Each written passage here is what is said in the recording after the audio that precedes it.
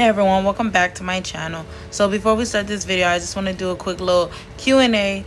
You guys, I know that I messed up so many shit in this video. It's crazy. But let me just say them real quick so you guys don't make the same mistakes that I did.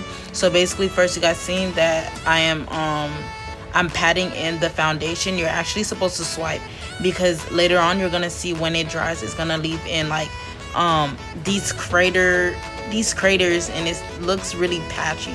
So the first mistake I did was pat in. You're supposed to swipe the foundation on the mannequin's face.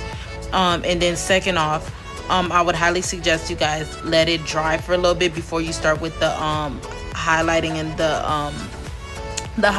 the contour, just so it could be easier for you to apply them. And third, when you're applying the concealer and the contour, make sure this is the part where you're supposed to actually pat it in. You're supposed to pat it in so it doesn't leave the patchiness and lift up the foundation that you already put on there. So yeah, I think that's all the mistakes that I've made so far. So first, just swipe foundation. Second, pat in concealer and contour. The other things are basically self-explanatory and it's pretty easy.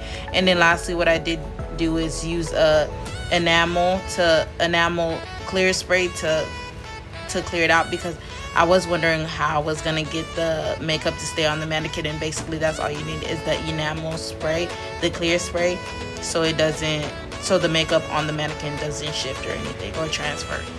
But yeah, so I hope you guys enjoyed this video. Please make sure you give it a thumbs up if you enjoyed it, and I'll see you guys in my next video. Enjoy watching.